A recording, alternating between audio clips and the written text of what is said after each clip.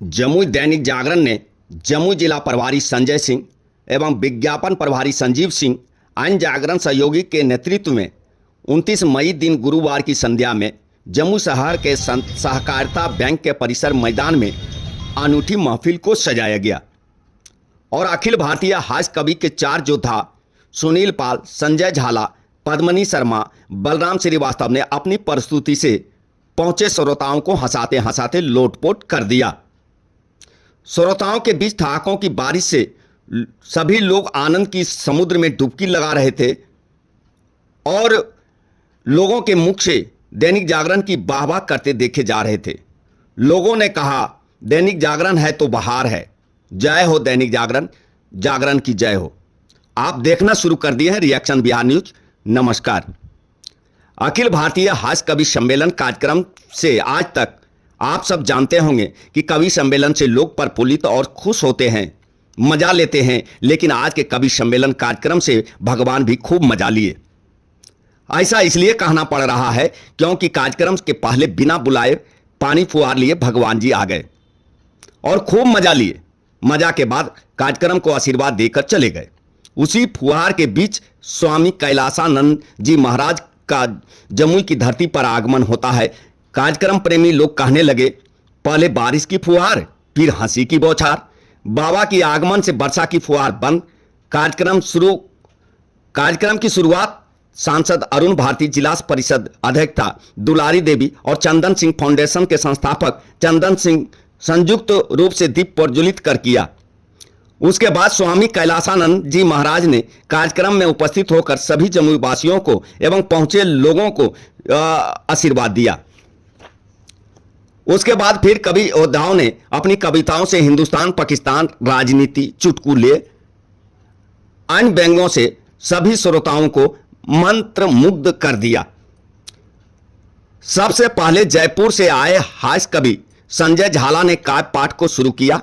वीरों पर कविताएं पढ़कर वीरों को खूब मान बढ़ाया। दिल्ली से आई कवित्री पद्मनी शर्मा भी कहां पीछे रहने वाली थी। इन्होंने भी अपने श्रृंगार रस के साथ वीर रस के मिश्रण में जमुई वासियों को गोता लगाने को मजबूर कर दिया। यह दैनिक जागरण कार्यक्रम से लोगों में खूब उत्साह देखा गया।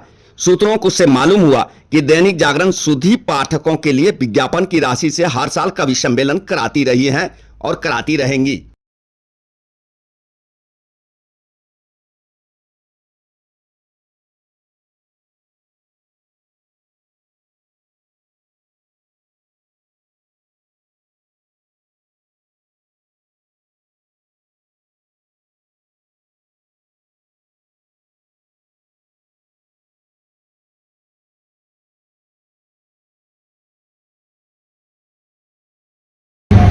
हमें एक मार्ग दिखाया जाता है। कविता कोई मनोरंजन का कार्य नहीं है, कविता कोई मनोरंजन का स्वरूप नहीं है। कविता पाठ के माध्यम से हमारी आईना हमको दिखाई जाती है। हमारी आईना, हमारा दर्पण हमें दिखाया जाता है। और क्योंकि बारिश का समय है तो बरसात होना स्वाभाविक है। पर मैं बहुत दूर से आया और बारिश के कारण समय में थोड़ी लघुता नहीं, कटुता आई। और स्वभाव सरल योग प्रमाण विषयस्य, वेद का एक वाक्य है कि व्यक्ति के स्वभाव में कटुता ना आए। समय लघुता और प्रभुता की ओर रहता ही है। समय में लघुता और प्रभुता रहती है। गोस्वामी तुलसीदास जी लिखते हैं, हानि लाभ जीवन मरण जस अपजस विधिहा। हानि और लाभ दोनों उस परमात्मा के हाथ में है।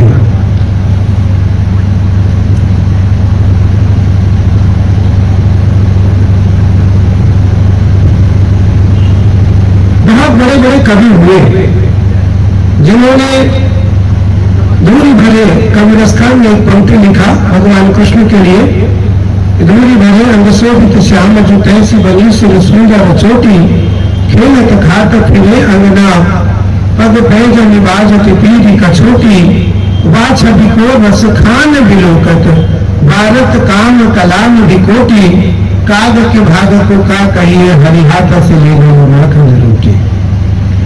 तो इस कवित्व के माध्यम से उस परमात्मा का दैदीप्यमान स्वरूप दीदार होता है, उसको देखने को मिलता है। वेद, न्याय, दर्शन, पुराण, भागवत, गीता, रामायण। तुलसीदास जी कविता के माध्यम से ही लिखते हैं कि अवधेश के बालक चारि सदा तुलसी मन मंदिर में बिहरे। अवधेश के बालक चारि सदा तुलसी मन मंदिर में बिहरे। अवधेश अर्थात अयोध्या नरेश, महाराज दशरथ के जो चारों पुत्र हैं, राम, लक्ष्मण, भरत और शत्रुघ्न, वो हमारे हृदय में सीता सहित निवास करें। तो आप सब भाग्यशाली हैं और यही अवसर आवत अति कठिनाई। मैं जब आने वाला था बिहार, तो उससे पूर्व संजय जी को ज्ञात हो गया, तो संजय जी और संजय जी के शिष्य संदीप जो सिमरतला दैनिक जागरण देखते हैं, दोनों ने मेरे ऊपर दैनिक जागरण का प्रेशर डाला। भक्तों का प्रेशर तो है ही इनका प्रभाव, और प्रभाव से व्यक्ति अपना स्वभाव बदल देता है। प्रभाव पड़ने के बाद प्रभाव, जैसे श्रीमद् भागवत में एक प्रभावती नाम की गोपी थी, कृष्ण को हर बात में थोड़े थोड़े देर में कृष्ण के सामने आकर के अपने प्रभाव की बात करती थी। मेरा नाम प्रभावती है, मेरा नाम प्रभावती है, मेरे घर में अगर माखन चोरी करने आप आओगे तो मैं ऐसी सीख सिखाऊंगी कि भूल जाओगे तुम चोरी। मेरा नाम प्रभावती है, मेरा नाम प्रभावती है। तो व्यक्ति प्रभाव में अपने स्वभाव का परिवर्तन कर देता है। जो व्यक्ति प्रभाव में अपने स्वभाव का परिवर्तन न करे, भगवान कहते हैं वही मेरा सबसे प्रिय है, सबसे प्रिय है। तो इसलिए प्रभाव इनके ऊपर दैनिक जागरण का और दैनिक जागरण और इनका दोनों का प्रभाव गुरु जी के ऊपर। तो गुरु जी को अपना स्वभाव में परिवर्तन तो लाना ही था। और महापुरुष संत हृदय नवनीत समाना, कहा कबिन पर कहा ही जाना, निज परिताप द्रवई नवनीता, पर दुख द्रवई संत सुपुनीता। संतों का हृदय तो कोमल होता है, वो अपना सुख तो कभी देखते ही नहीं। साधु चरित्र शुभ चरित्र कपास में, साधुओं का जो चरित्र है वो रुई जैसी होती है, कपास जैसी। तो इसलिए आप सब भाग्यशाली हैं और आपको आज बहुत सारे विद्वान कवियों की ओर से भगवान का प्रत्यक्ष और अप्रत्यक्ष, मानवीय मौलिक सिद्धांतों का प्रत्यक्ष और अप्रत्यक्ष, आपके व्यवहारों का प्रत्यक्ष और अप्रत्यक्ष, वर्तमान में चल रही सरकार की प्रत्यक्ष और अप्रत्यक्षता का दिग्दर्शन अर्थात इनका दर्पण देखने का अवसर आपको मिलेगा। उपनिषद क्या है? उप कहते परमात्मा को, निषद कहते वाणी को। उस परमात्मा के समीप हम सब बैठे हैं। आसमान खुला है, इसके ऊपर कोई पर्दा नहीं है, लेकिन फिर भी उस आसमान की छाया में हम सब बैठे हैं। तो वो कहते परमात्मा को, निषद कहते वाणी को। कबीरा खड़ा बाजार में मांगत सबकी खैर, ना काहू से दोस्ती ना काहू से बैर। कबीरा खड़ा बाजार में मांगत सबकी खैर, ना काहू से दोस्ती ना काहू से बैर।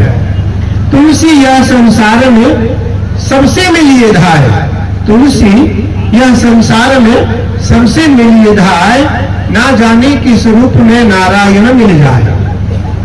इसलिए ये वाणी में नारायण है और हम इनका आनंद लें। कभी ऐसा अवसर आया तो हम जरूर किसी विषय पर हम अपने श्रीमद् भागवत रूपी कवित्व को गीता रूपी कविता को, रामचरित रूपी कविता को आपके बीच में जरूर बृहद रूप से और विराट रूप से रखेंगे। आइए, बहुत बहुत आपको बधाई। और अभी तो कविता पाठ प्रारंभ होने वाला है, हमें तो प्रारंभ समारोह का उद्घाटन करना था। तो सर्वे भवन्तु सुखिनः, सर्वे सन्तु निरामयाः, सर्वे भद्राणि पश्यन्तु मां कश्चित् दुःख भाग् भवेत्। इनकी कविता में भी वही तात्पर्य है, महापुरुषों के वाणी में भी वही तात्पर्य है, और सामाजिक जीवन जीने वाले जो सज्जन लोग हैं उनकी वाणी में भी यही चरितार्थ है कि सर्वे भवन्तु सुखिनः, सब सुखी रहे, सब भद्र रहे, कल्याणकारी काम करें, स्वस्थ रहे और स्वस्थ जीवन जीने की कल्पना और कामना करें। हम स्वयं भी स्वस्थ रहें और दूसरों को भी स्वस्थ रखने का प्रयास करें, अभ्यास करें और उस परमात्मा से प्रार्थना करने का प्रयास करें। जय श्री राम, जय श्री कृष्ण, जय गंगा मैया।